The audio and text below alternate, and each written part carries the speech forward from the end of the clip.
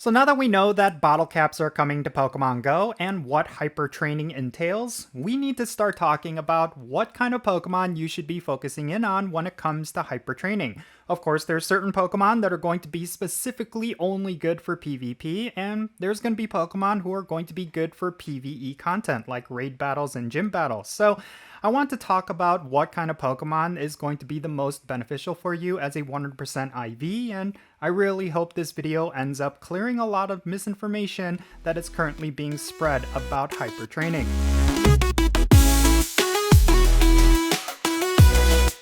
Alright, what's happening y'all? Jinsula here with a brand new Pokemon Go video. I hope your day is going really well, and let's get right into it. So this is going to be yet another video talking about hypertraining. This is of course going to be an upcoming new feature where you're going to be able to increase the IVs of your Pokemon by using an item called the Golden Bottle Cap.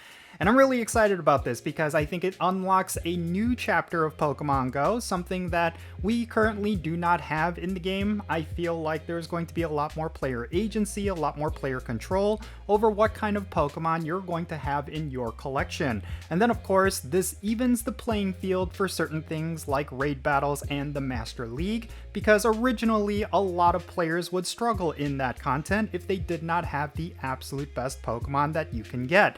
But now it's going to be a lot more available to you. Of course, golden bottle caps are extremely limited and they're also quite expensive, so you will want to use those golden bottle caps on the right Pokemon, and I think this is something we all need to continuously discuss. So I was actually perusing through the Sylph Road Reddit as I usually do, and I actually came across a very interesting post. It was a player's unbiased tier list for gold bottle cap candidates, and it actually kind of surprised me because, yeah, there are certainly Pokemon on here that I would expect. For example, like Black and White Kyurem being near the top. Groudon and Kyogre and Rayquaza, of course, are some of the most top tier Pokemon. But if you look, the number one Pokemon that they feel they need to upgrade with hypertraining is going to be Meloetta. And I feel like that is specifically because of PvP content. When it comes to PvP, of course, Meloetta is one of the best Pokemon for the Master League, but of course not everyone has a 100% IV of that Pokemon. So it totally makes sense that they would put this Pokemon as the absolute first of the first priority when it comes to hypertraining. But a lot of the other stuff, it did actually make sense to me, mainly because Pokemon like Groudon and Kyogre, for example, they're good for both PvP and PvE content, but I really do think it's important that we figure out whether or not you should focus on PvP Pokemon first, or whether or not you should go with PvE Pokemon. I think in general, it just makes sense to go with Pokemon that are somewhere in the middle. For example, when it comes to both Kyogre and Groudon and Rayquaza, these are three Pokemon that are staples for both the Master League as well as with raid battles, because if you were to have the primal reversions of both Groudon and Kyogre, they're going to be really good for raids, but if you have a 100% IV, it's going to be really solid for PvP. So overall, I think that should be your primary focus. Like, if I were to go to pvpoke.com, which is probably the absolute best resource for PvP content, if you look at the rankings for the Master League, you have some Pokemon that you would typically expect to see, and some new additions as well, like the crown forms of Zacian and Zamazenta, for example, which are going to be newly introduced for Pokemon Go Fest Global. I think a lot of players are going to start using those. If you do not have 100% IVs of either of these, then yeah, I do think they're worth hypertraining, because both of these Pokemon are going to be the top tier for the Master League, as you can see right here, but they're also going to be really good for raid battles. So I think it really is one of those things where if you focus on PvE Pokemon, I think it's going to overlap with PvP Pokemon. If you just go for a Pokemon like Meloetta, which is not even in the top 10, like, yeah, it's going to be nice to have yourself a Pokemon that is 100% IVs that not a lot of players will have, but you really cannot get an overall usage out of that Pokemon. I could be completely wrong. Maybe Meloetta is also a really solid Pokemon for PvE content, but I don't often see it when it comes to the rankings of the top damage dealers when it comes to raids. So I really feel like you should go for Pokemon like Zacian and Zamazenta, specifically the Crown forms, as well as Pokemon like the fusion forms for Necrozma. Like you can see right here, there is Necrozma Dawnwings in the top 10 for the Master League. That is also a really solid Pokemon for PvE content. And I mentioned it earlier, Groudon is a really solid Pokemon. And Pokemon like Ho-Oh, which is very interesting. Alright, so you see right here, there's Meloetta, the Aria form, which is the form that I feel like everyone has already. That's going to be ranked number 13 when it comes to the Master League. Of course, the most seasoned PvP players will say that rankings don't always matter. As long as they're in the top 20, you could find some really solid uses for them. But again, if Meloetta is not even in the top 5 and people are using that as the Pokemon that they're going to hypertrain, I think that could be a bit of a mistake. I think your biggest bet is going to be the fusion forms of certain Pokemon. Kyurem is right here, Necrozma is also right here. Both of these Pokemon are obviously really good when it comes to PvE content as well.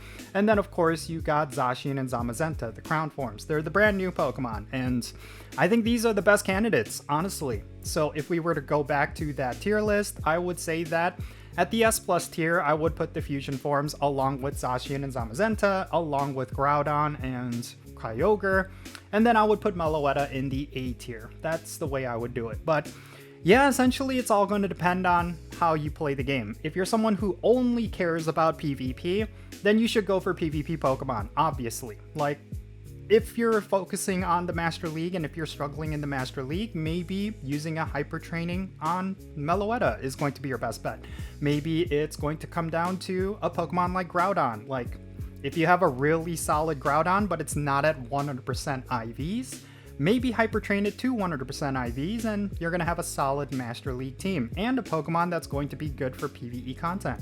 I really do not know. It's going to be different for every single player, obviously. I think there are certain players who are just going to focus specifically on raid Pokemon. I think that's me, mainly because I hardly ever PvP. Honestly, I didn't even realize that both Zacian and Zamazenta are at the very top. This is brand new information for me. I only focused on them as PvE Pokemon as well as with Dynamax content. But yeah, I never really cared to slot them into a Master League team, and I feel like at this point I actually will, because I got myself a 100% IV Zacian from Pokemon Go Fest in Jersey City, and I already gave it its crown form, and it's already doing a whole bunch of stuff when it comes to PvE content. So maybe I'll start using it in the Master League, who knows? But yeah, just go with your gut, I would say. Like, what I'm going to hypertrain first is going to be very different from what another player is going to do. Maybe some people are only going to focus on their favorite shinies, and it makes very little sense why they would ever hypertrain, let's say, like a shiny Palmot, you know? But some players really like that Pokemon and they want to get a Shundo of it. Totally makes sense in that regard. This is a collection-based game. Some people are going to have different motivations. It's kind of a sandbox game in that regard. Some people care more about PvP. Some people care more about just collecting shinies. Some people care only about raid battles, that they want to complete raid challenges where they solo legendary raids, different things like that. So it really depends on what you want to do. There is no clear answer between whether or not you should focus on PvP Pokemon or PvE Pokemon. Just hyper train the Pokemon you actually care about. That's probably the most important thing. And I've already talked about the Pokemon that I'm going to focus on, but it's actually different at this point, because when it comes to hyper training, I feel like it's a waste if you use it on a Pokemon that's already at, let's say, like a 93%. If you have a Pokemon that's kind of like at an 80%, I feel like it makes more sense, because you're going to get more stats out of it, you're going to get a lot more use out of that golden bottle cap, and the value of it is going to go up even further. I do not know if there's going to be any limits to how many points of IVs you can get, but I'm currently sitting on I think it's like a 10, 15, 12 Zacian shiny, and I would like to get that to a Shundo. That's something that I definitely will be aiming for. So if there is no limit to how many points you can get, then yeah, maybe just focus on a Pokemon that you've always wanted as a 100% IV, but you just simply did not have the luck. This could be a mythical Pokemon. This could be Zarude. I know there's a lot of people out there who would really want their Zarudes or Zygardes even. Like, they want those Pokemon to be 100% IVs, but you only get 1 or 2 shots at that. So yeah, it's really going to be up to you. honestly. Like, you do not have to go off of what other players are saying. You do not have to go off of what I'm saying. Just look at your collection and then just pick out the Pokemon that you want to be 100% IVs. And that is the Pokemon you should hyper train. So yeah, that's essentially going to be it for this video. Let me know your thoughts regarding everything that I talked about down below. Is there a particular Pokemon that you are going to focus in on that a lot of players may not necessarily care about? Or do you feel like I'm completely wrong and you should focus on either PvP or PvE Pokemon? Definitely share your thoughts and reasons down below, and yeah, let's have a great discussion. And hopefully not an argument. Yeah, so that's going to be it for this video. I really hope you enjoyed it. Thank you so much for making it all the way to this point. If you ended up enjoying this video, make sure you hit that like button and subscribe if it's your first time here. And don't forget that notification bell so you can stay up to date on whenever I upload videos. Real quick, let me give a shout out to all of my patrons on Patreon. You make this channel content possible. If you want to support the Jinsula channel, the best way you can do that is going to be by joining my Patreon. And if you become a paid Patreon member, I'm going to add you to my Pokemon Go friends list. That means for stuff like remote raids and the friendship system. If you want to play Pokemon Go with me, then make sure you go and check out my Patreon. And if you want to support my channel in a completely different way, you're always welcome to do so by following me on social media.